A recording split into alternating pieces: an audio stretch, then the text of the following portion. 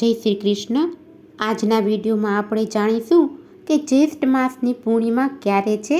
આ જ્યેષ્ઠ માસની પૂર્ણિમા કે જેને વટ સાવિત્રી પૂર્ણિમા પણ કહે છે, જેનું વ્રત સૌભાગ્યવતી સ્ત્રીઓ કરે છે, તો આ વ્રત ક્યારે કરવાનું, કેવી રીતે કરવાનું તથા આ વ્રતનું મહત્વ શું છે અને શા માટે વડના વૃક્ષનું પૂજન કરવામાં આવે છે, એ બધું જ આપણે આ વિડીયોમાં જાણીશું। પૂર્ણિમાના દેવતા ભગવાન શ્રી ભોળાનાથ શિવશંભુની જય। દરેક માસમાં એક પૂનમની તિથિ આવે છે, એમ કરીને વર્ષની કુલ 12 પૂર્ણિમા આવે છે અને દરેક પૂર્ણિમાનું અલગ અલગ આગવું મહત્વ હોય છે।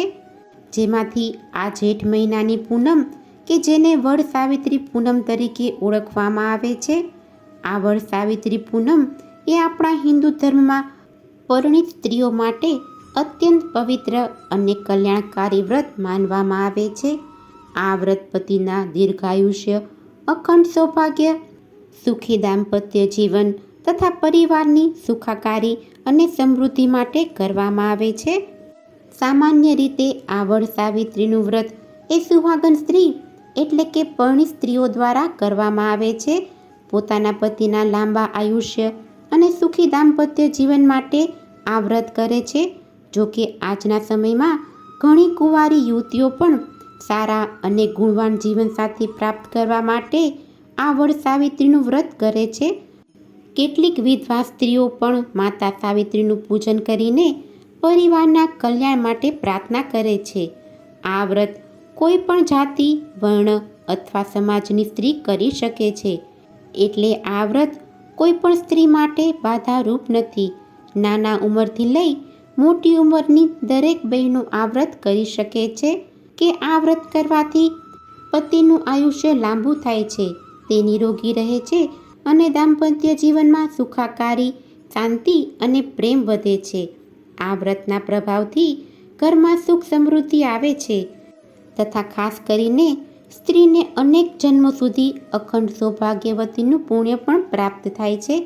કહેવાય છે કે જે સ્ત્રીઓ ભક્તિપૂર્વક આ વ્રત કરે છે તેને ભગવાન વિષ્ણુના પણ આશીર્વાદ મળે છે, જીવનમાં આવતા અવરોધો દૂર થાય છે અને દુઃખ કષ્ટોમાં ઘટાડો થાય છે।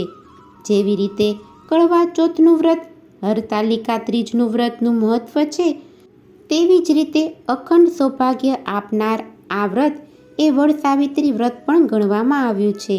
આ વડ સાવિત્રીના વ્રતમાં વડના વૃક્ષની વિશેષ પૂજા કરવામાં આવે છે। આપણા હિન્દુ ધર્મ અનુસાર વડનું વૃક્ષ એ ત્રિમૂર્તિનું પ્રતીક માનવામાં આવે છે, એટલે કે તેના મૂળમાં બ્રહ્માજી, તેની છાલ અને ડાળીઓમાં વિષ્ણુ ભગવાન અને તેની જટા તથા પાંદડાઓમાં મહાદેવ શિવ બિરાજમાન છે। આમ વડના વૃક્ષને દીર્ઘાયુષ્ય અને સ્થિરતા માટે અખંડ જીવનનું પ્રતીક માનવામાં આવે છે। એટલે જેમ વડનું વૃક્ષ લાંબા સમય સુધી જીવંત રહે છે અને સતત વિસ્તરતું રહે છે, તેમ પતિનું આયુષ્ય પણ લાંબુ રહે અને પરિવારનો વિકાસ થાય તેવી પ્રાર્થના સાથે આ વડ સાવિત્રીનું વ્રત કરવામાં આવે છે। હવે જાણી લઈએ કે આ વડ સાવિત્રીનું વ્રત કયા દિવસે કરવાનું હોય છે। ઘણા લોકો જેઠ મહિનાની સુદ પક્ષની તેરસથી લઈને જેઠ મહિનાની પૂનમ સુધી 3 દિવસનું આ વ્રત કરે છે, પરંતુ મોટા ભાગે સ્ત્રીઓ આ વડ સાવિત્રીનું વ્રત જેઠ મહિનાની પૂનમના દિવસે જ કરે છે, એટલે કે માત્ર એક જ દિવસ આ વ્રત કરવામાં આવે છે।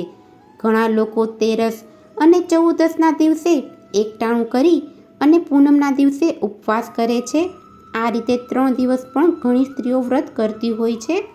જે લોકો આ વ્રત તેરસની તિથિથી કરે છે, તેઓએ 27 જૂન 2026 અને શનિવારથી આ વ્રતની શરૂઆત કરવાની રહેશે અને જે લોકો માત્ર પૂનમના દિવસે જ આ વ્રત કરે છે, તેમણે 29 જૂન 2026 અને સોમવારે જેઠ મહિનાની પૂર્ણિમાના દિવસે આ વડ સાવિત્રીનું વ્રત કરવાનું રહેશે।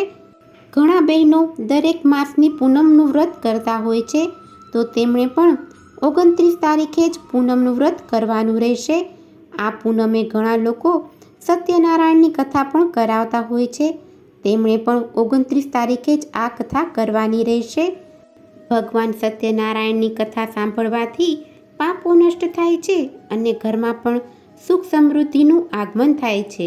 સકારાત્મક ઉર્જાનો સંચાર થાય છે. જ્યેષ્ઠ માસની પૂર્ણિમાના દિવસે સૌભાગ્યવતી સ્ત્રીઓ આ વટ સાવિત્રીનું વ્રત કરે છે. જે બહેનો વ્રત કરવા માંગતા હોય તેઓ સવારે વહેલા ઉઠી સ્નાનાદિથી પરવારી નવા વસ્ત્રો, મોટા ભાગની સ્ત્રીઓ લાલ કે લીલી સાડી પહેરી, સોળ શણગાર સજી, હાથમાં મહેંદી મૂકી અને કપાળે સિંદૂર લગાવી અને તૈયાર થાય છે.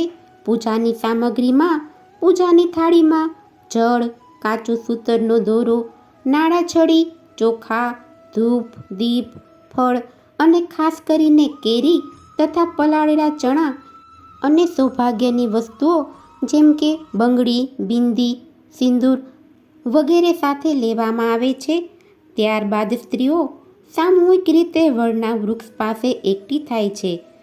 વડના વૃક્ષ પાસે જઈને તેને જળ ચડાવવું, ત્યારબાદ ચંદન અને પુષ્પ અર્પણ કરવા.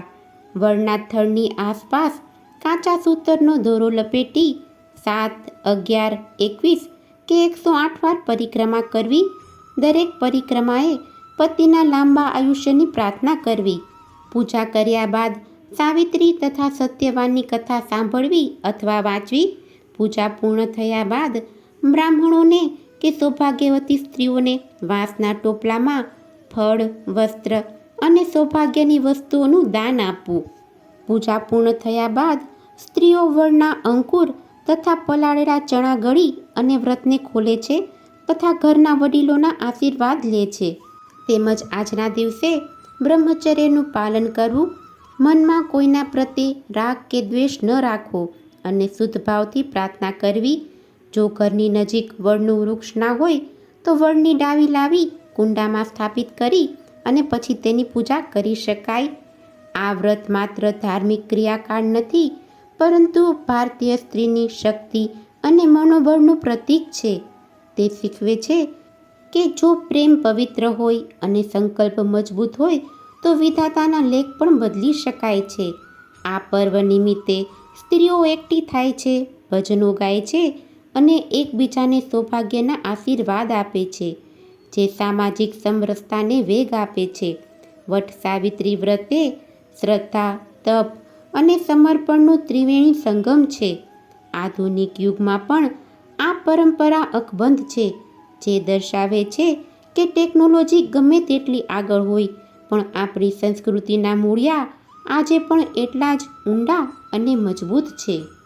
આમ વટ સાવિત્રીના પૂર્ણિમાના દિવસે ખાસ સૌભાગ્યવતી બહેનો આ વ્રત કરીને મનોવાંછિત ફળની પ્રાપ્તિ કરે છે. શારીરિક માનસિક તણાવ દૂર થાય છે, પરિવારમાં કલહ દૂર થાય છે, અશાંતિ નીકળી જાય છે અને શુભ ફળની પ્રાપ્તિ થાય છે. બોલો બ્રહ્મા વિષ્ણુ મહેશની જય, માતા સાવિત્રીની જય, સૂર્યપુત્ર યમદેવતાની જય. જો તમને આજનો આ વિડીયો પસંદ આવ્યો હોય તો એક લાઈક આપી ચેનલને સબસ્ક્રાઈબ કરો. આજનો આ વિડીયો સાંભળવા બદલ આપનો ખૂબ ખૂબ આભાર. જય શ્રી કૃષ્ણ.